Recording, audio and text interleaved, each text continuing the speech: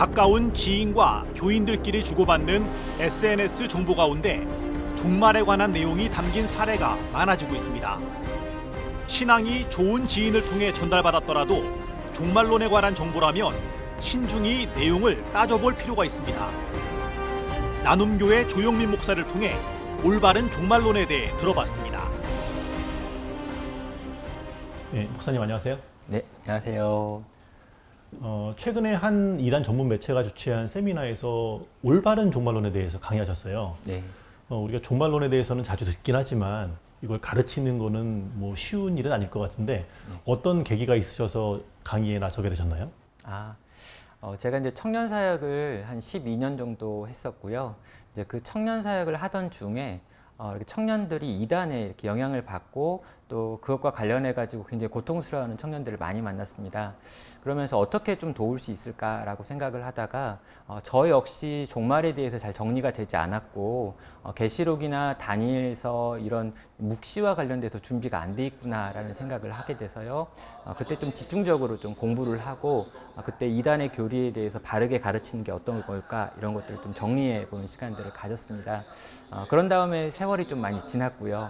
좀 더 무르익고 조금 더 깊이 공부를 해서 몇 년 전에 이제 소망의 복음이라고 하는 요한계시록 관련된 책도 한번 쓰고요. 다니엘서도 쓰게 되면서 좀 이 종말에 대해서 좀 잘 가르칠 수 있으면 좋겠다라는 생각을 해서 이번에 그런 세미나에서 강의를 했었습니다. 예, 청년의 질문을 계기로 공부를 하셨군요. 예. 예.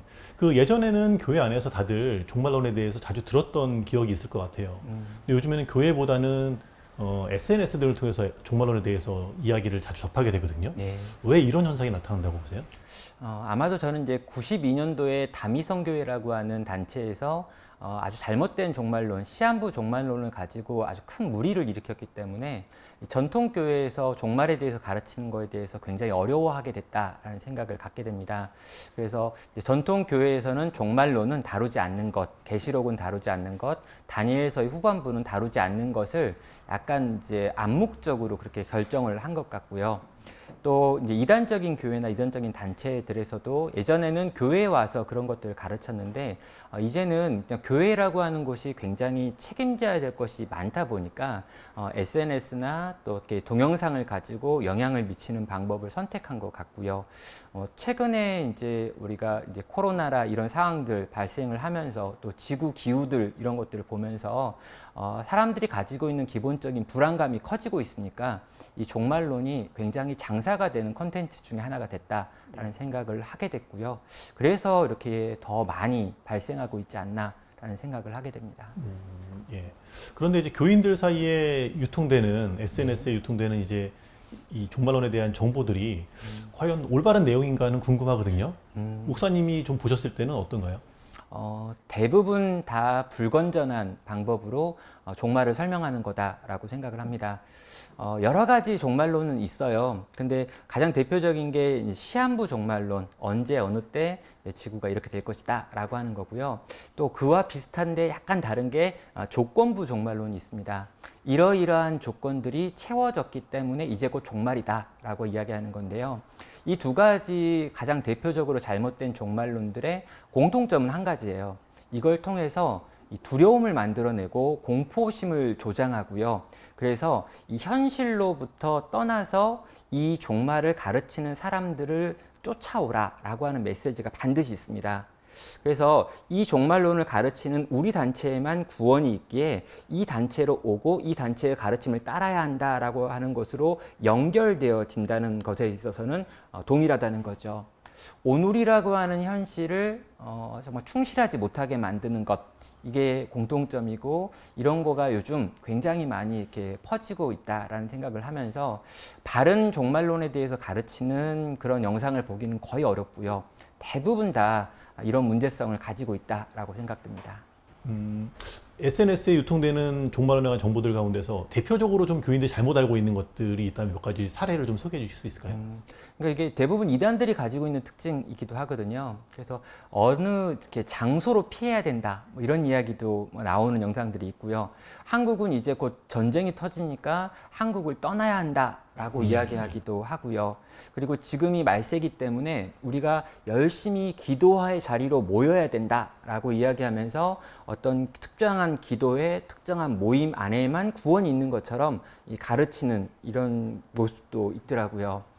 그러니까 요즘은 시간을 언급하는 경우는 잘 없는 것 같습니다. 시간을 잘 언급하진 않는데 조건을 봐라. 지구가 이렇게 되고 있고 인구가 절벽이 되고 있고 바이러스가 퍼지고 있고 이게 계시록 몇 장에 나와 있는 그런 사건들과 너무 똑같지 않느냐. 이러면서 이제 공포감을 여기 있는 몇 가지 조건들로 이렇게 제시하는 거죠. 근데 제가 보기에 확실하게 잘못된 건 뭐냐면요. 예. 전쟁은 늘 있었고요. 전염병도 늘 있었고요. 그렇죠. 그러니까 인류 역사 속에 계속 그것들은 있었거든요. 근데 이것들이 마치 지금 일어나고 있고 지금 유별난 현상이다라고 가르치면서 공포감을 조장해서 사람들을 무언가 한 방향으로 움직이려고 한다라는 측면에서 저는 그런 모든 것들이 잘못된 영상들이었다라고 생각합니다.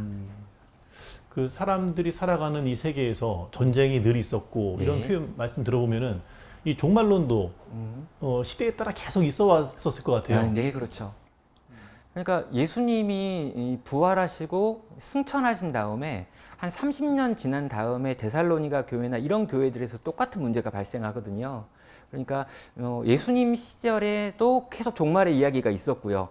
그 이전에도 구약 시대에도 주의 날, 그의 날이라고 하면서 특정한 어떤 날에 대한 생각들이 다 있었습니다. 예. 그래서 이 어떤 종말에 대한 사람들의 생각은 기본적으로 모든 사람들이 가지고 있는 생각인데 이거를 오늘 지금 당장이라고 하는 것으로 이렇게 끌어와 가지고 지금 뭔가 어떤 아주 특별한 행동을 해야 된다라고 말하고 있다면 저는 그건 잘못된 종말론이라고 믿는 거죠.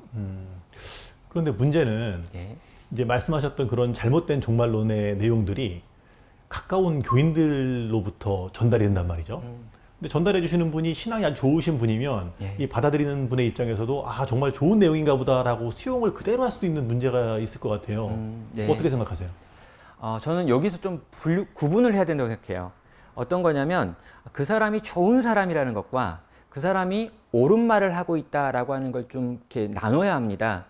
좋은 분이고 선한 분이고 정말 나에게 잘해주시는 분이고 날 사랑하는 분인데 잘못된 정보를 옮길 수 있는 가능성은 늘 있다는 거죠. 제가 이전에 봤던 한 영상 중에 예수님의 이제 그 피가 묻어 있는 언약궤를 발견했다라고 하는 영상이 있었습니다. 아주 감동적으로 외국분이 나와가지고 자기가 발견한 이야기를 쭉 하고요. 예. 염색체가 보통 사람들은 이제 46개가 있어야 되는데 그 피의 염색체는 23개밖에 없다 이런 이야기를 하면서 이제 그 피가 아직도 살아있다 이런 이야기를 막 하는 거죠. 말도 안 되는 영상인데 굉장히 많은 사람들이 그 영상을 공유하고 그 영상을 저에게도 공유하더라고요. 예. 제가 저한테 공유하신 분한테 물어봤습니다. 도대체 이 영상이 어딜 봐서 맞다라고 생각합니까? 이 영상의 어디가 그렇게 감동적이었고 뭘 보고 이게 옳은 일이다라고 생각을 하셨나요? 이렇게 물어봤어요. 그랬더니 여기 나오는 이 할아버지가 울지 않느냐라고 이야기하더라고요. 그러니까 요 간증을 하는 할아버지가 눈물을 펑펑 쏟으며 우는 장면을 보니 거짓말이 아닌 것 같다는 거죠. 제가 대답했습니다. 울어도 거짓말은 거짓말이다고. 잘못된 건 잘못된 거지 잘못된 걸 전하는 사람의 어떤 태도가 옳고 그름을 결정하는 건 아니라고요. 근데 저는 이 태도가 있어야 되는 것 같아요. 그분이 아주 신실한 분이라 할지라도 잘못된 걸 가지고 전달할 수 있다. 옳고 그름은 선함의 문제가 아니다라고 하는 거예요.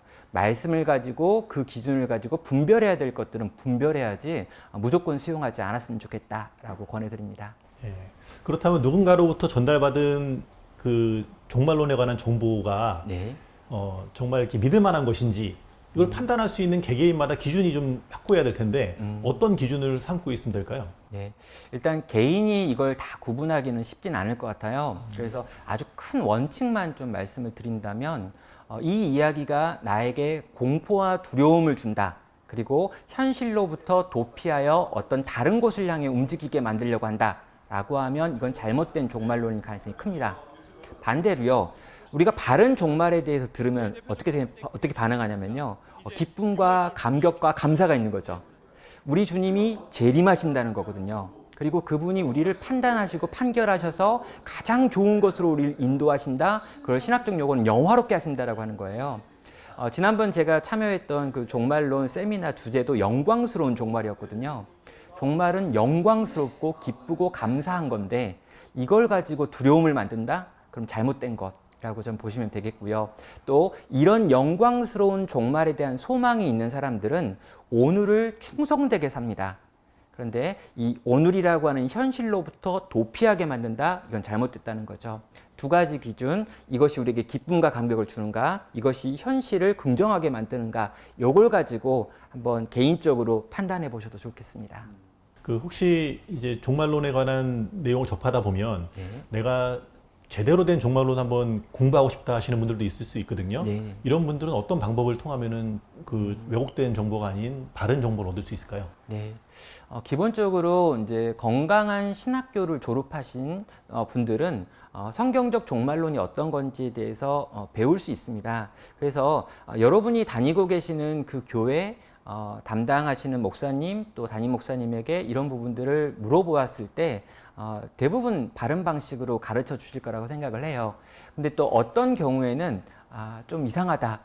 내가 분명히 이 교회를 섬기고 있지만 좀 부족한 것 같다라고 하는 경우에 이 부분을 전문적으로 가르쳐 줄 수 있는 단체도 좀 권할 만한 단체가 있습니다. 뭐 현대종교라고 하는 이단과 관련해 가지고 계속해서 좋은 글들과 좋은 잡지를 만드는 단체도 있고요. 또 바른미디어라고 해서 또 역시 이단과 관련해 가지고 그릇된 종말론과 싸우고 있는 건강한 이 어떤 종말론을 가르치는 컨텐츠들을 많이 가지고 있는 그룹들이 있기 때문에 저는 그런 전문적인 단체의 도움을 받으시는 것도 추천합니다. 예. 뭐 많은 정보들이 유통되는 SNS상이지만 네. 그 안에 이단들도 도사리고 있다는 것을 네. 잘 알고 분별해야겠군요. 네, 맞습니다. 예. 목사님 오늘 말씀 감사합니다. 네, 감사합니다.